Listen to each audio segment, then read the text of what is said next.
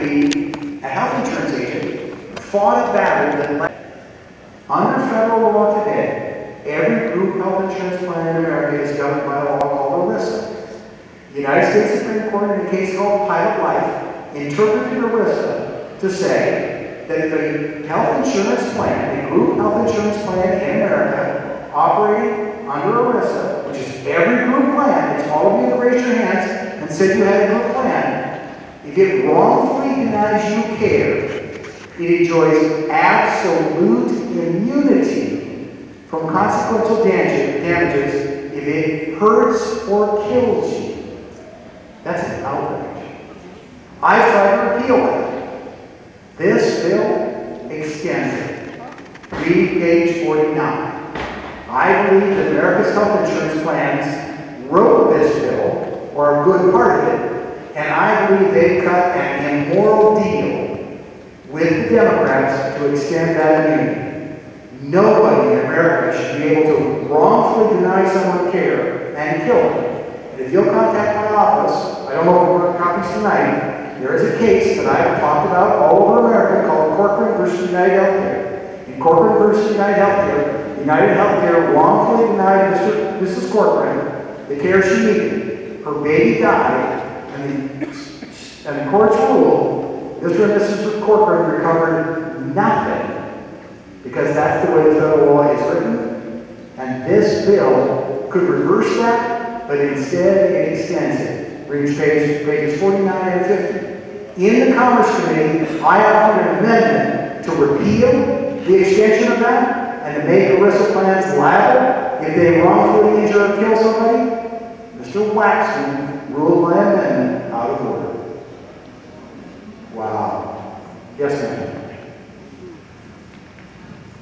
That young man who was up there a few minutes ago spoke so eloquently. He did. I'd like to talk to him when he pays taxes and owns a business. From what I know of you, I think I pretty much take your policies and what you stand for. But I just want to ask that you not apologize for being candid, because I've been to 3 town hall meetings in 3 nights. Nobody busted me here. I came on my own accord. I don't belong to anything. Anything. And this has been mind-numbing for me. Mind-numbing. There were a number of young people in here when we first started, and they all left. So I would just really ask that you stop letting the other side dictate how we talk about this. Stop saying government option. It's no option. Start saying it's no option. Let us think what this actually is, because it's not a government option.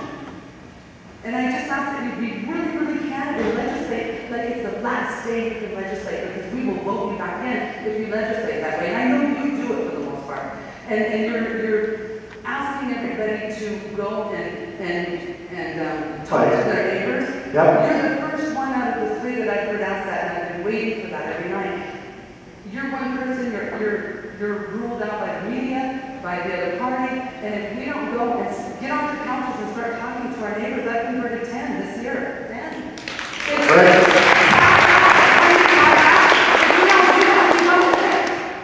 I'm with you. Thank you very much. I agree. Thank you. I'd like to thank everybody for sitting in here for the last few of us that are asking our questions. I have a couple of things. Everybody wants to know what they can do to be involved. Become a precinct committeeman. Get involved at the bottom of the Republican Party. It goes up from there. My question for you, sir, in this age, this horrible economy that we have with a high rate of unemployment, why do you support a guest worker program? We don't need anybody in here to compete for American jobs.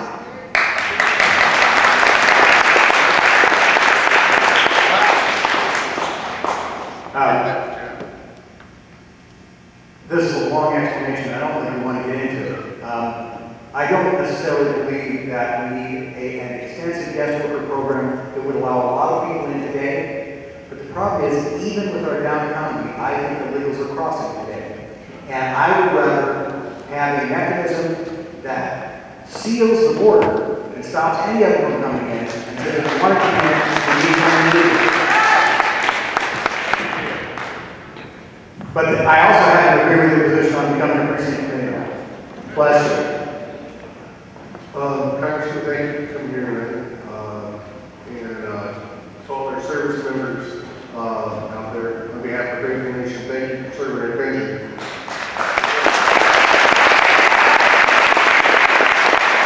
let me just stop right there. Thank you for letting me serve. Because I still get goosebumps when I look up at the Capitol Dome when I'm back there. It's a great privilege and a great honor. And it's a great honor and privilege to just be here tonight and be in this kind of discussion. Because in lots of places in the world, this doesn't happen. Go ahead. I agree. I haven't read into that bill, but I've heard so many horror stories about it. It keeps me awake tonight. It's not about healthcare as far as everything I've heard. It's all about control and our freedoms. And I'm a big proponent of having our freedoms. Are there any plans that if that thing passes, to be able to repeal it, will you be able to repeal it, or par it down, or come up with some other plan? And not only that, do you have plans in place to stop the tax and cabin tax and the other 3 or 4 items, big ticketed items that they put forward, like maybe returning some of the bailout money? I don't know. I stand every day engaged in this fight. Let me try to answer the first question. Do I have any plans on how to repeal this bill? When I ran the first time for Congress, I went and met a lot of people in town. Some of them were friends of my father's, and they were of an older generation. I asked one gentleman if he supported me. He said yes. And then I saw him 2 weeks later. He said, "John, I want you to promise me something. I want you to promise me that if you lose this time, that you'll run again." And I said, "No, I won't promise that." I said, "I won't promise that because I'm not going to lose this time." Now, my answer to you is I don't want to ever have to try to repeal this bill. I want to stop it and stop it now.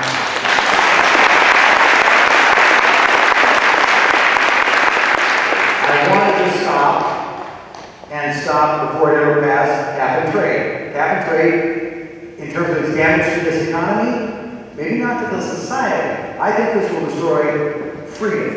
I think cap and trade will destroy the economy.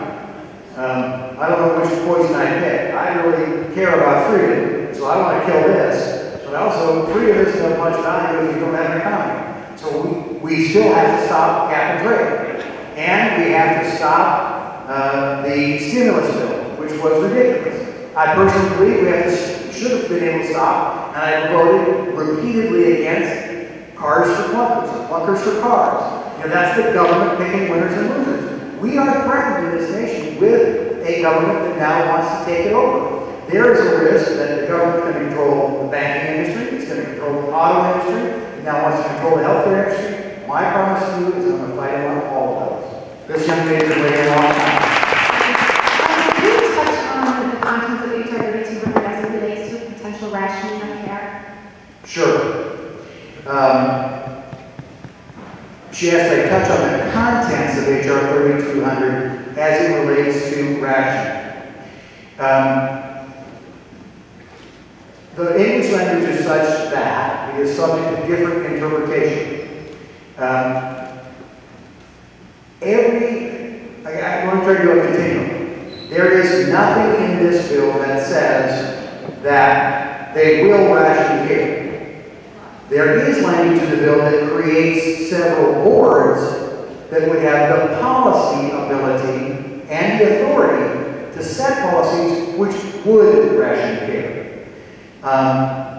Every country that has a socialized or single-payer system does ration care. In Canada, for example, they ration it with waiting lines. I would suggest to you going back to this chart, which shows that cancer survival rates are a lot better in the United States than elsewhere. I think that's because they ration care in Canada, and they ration care in England, and they ration care in Europe. My favorite statement on ration care is this one by the Canadian Supreme Court.